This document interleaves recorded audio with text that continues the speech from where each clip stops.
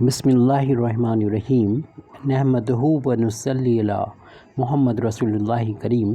ये problem differential equation के partial differential equation of the first order chapter से है। Solve x plus y p plus q whole अब square plus x minus y p minus q whole अब square is equal to 1। इस problem को हम substitution put करके solve करेंगे। तो यहाँ पर ले लेते हैं, मान लेते हैं putting x plus Y is equal to capital X square and x minus Y is equal to capital Y square.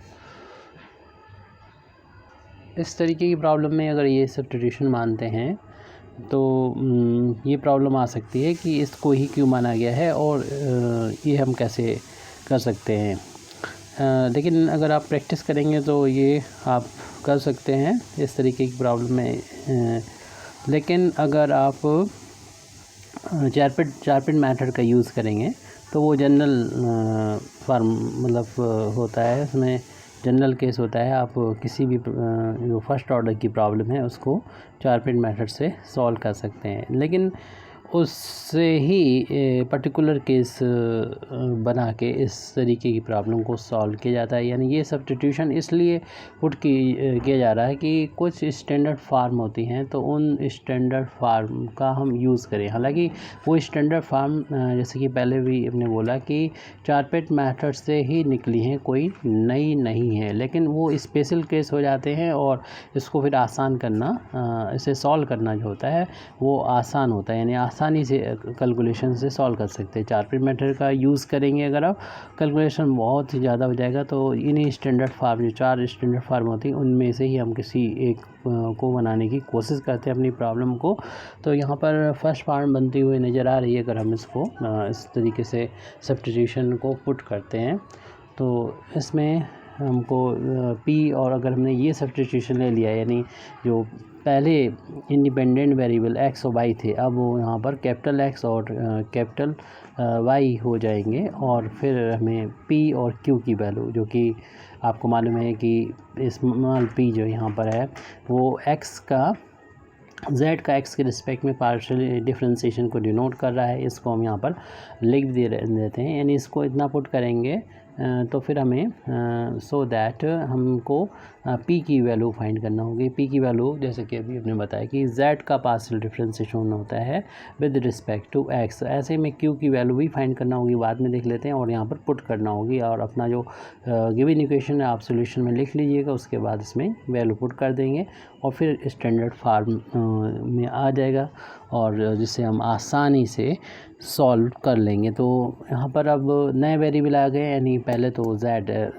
Depend करता था x और y पर, अब जो x है वो डिपेंड करेगा कैपिटल x और कैपिटल y पे, इसलिए इसका चेन रूल के अकॉर्डिंग इसकी वैल्यू हो जाएगी। यानी z जो फंक्शन है अब ये कैपिटल x का भी है और फिर हमें इस कैपिटल x का x के रिस्पेक्ट में पार्शियल डिफरेंशिएशन भी करना होगा। ये कैपिटल x है, ये स्मॉल x है।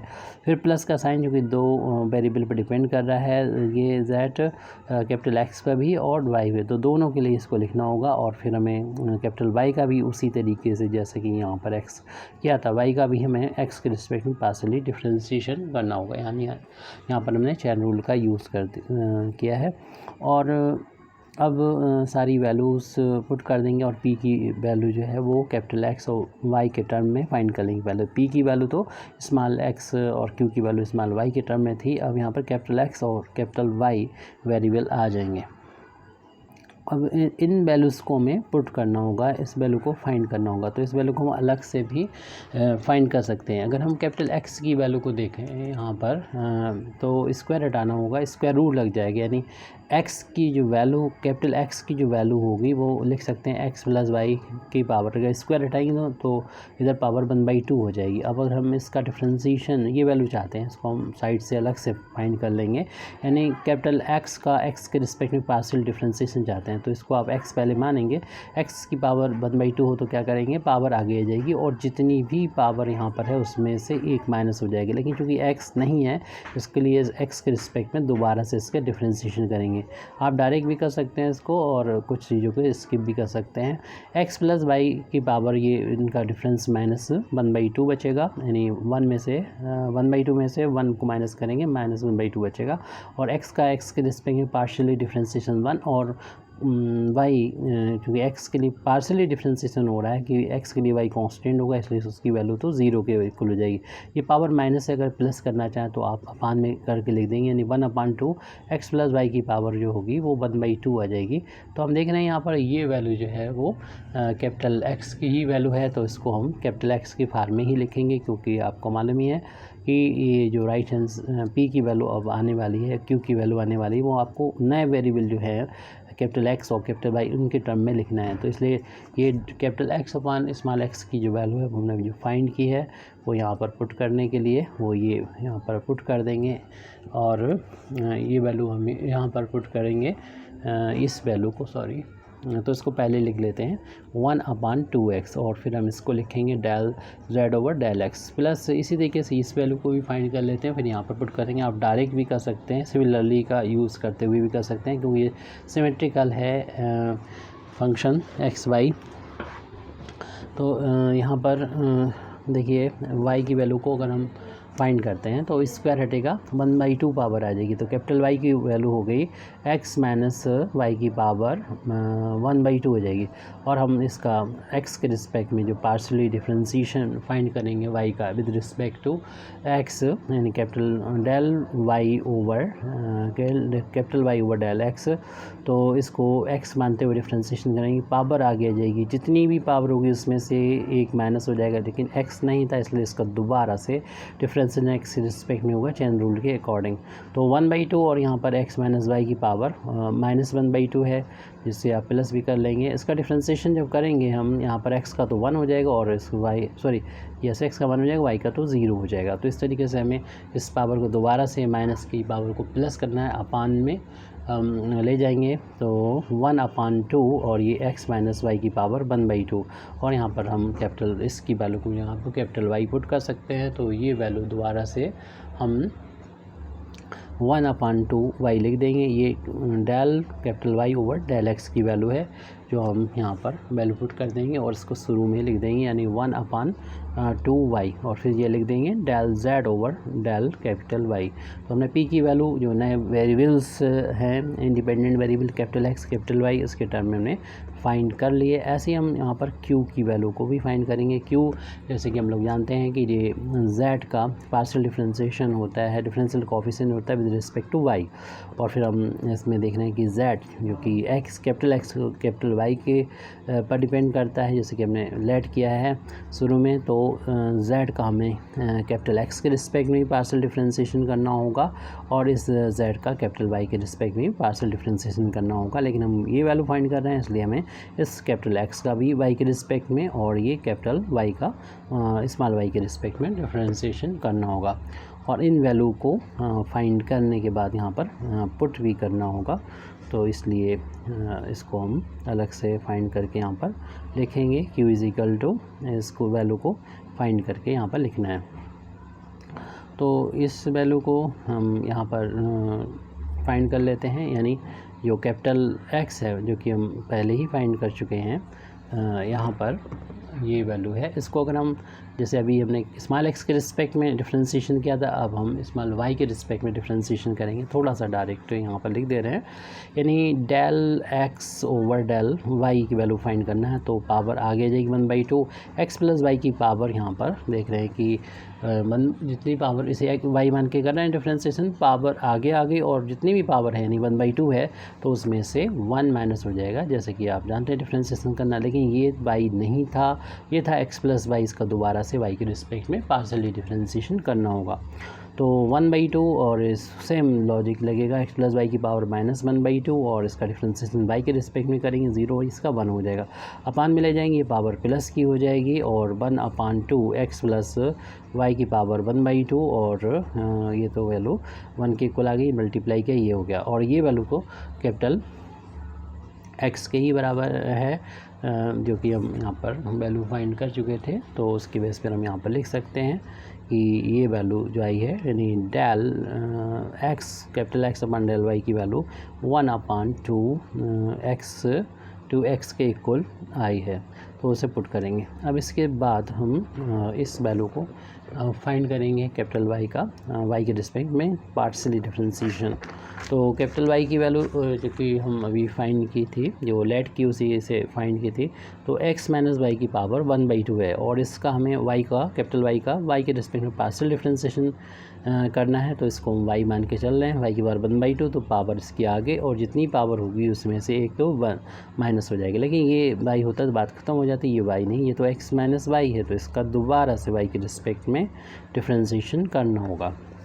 तो 1/2 और ये x माइनस वाई की पावर -1/2 ये आप अलग से फाइंड कर सकते हैं, और इसका डिफरेंशिएशन 0 और ये -1 यानी शुरू में -1 आ जाएगा, और इस पावर को प्लस करने के लिए अपान में लेंगे तो x माइनस वाई की पावर प्लस का 1/2 हो जाएगा, और ये कैपिटल वाई की वैल्यू है।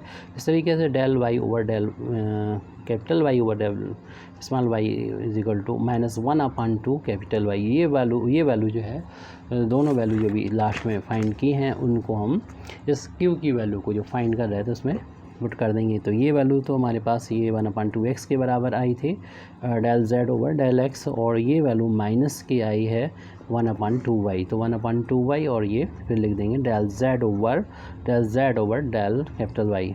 तो ये p और q यहाँ पर पुट करना है। हालांकि अगर आप पहले से कैलकुलेशन कर लें यानी p प्लस क्यू और p माइनस क्यू की वैल्यू को डायरेक्ट रखें तो ज़्यादा बेहतर रहेगा। तो यहाँ से हम p प्लस क्यू की वैल्यू को फाइंड करने के लिए, p तो हमारे पास ये है, हमने ये फाइंड किया है, q ये है, दोनों को ऐड कर लें पहले और फिर सब्सट्रैक्ट कर दें, फिर हम इक्वेशन में ये वैल्यू को पुट कर देंगे। ये आप अलग से रफली इस काम को कर सकते हैं या इसको फेयर में भी दिखा सकते हैं, लेकिन इसको हम पहले ही कैलकुलेट कर लें तो ज़्यादा बेहतर रहेगा।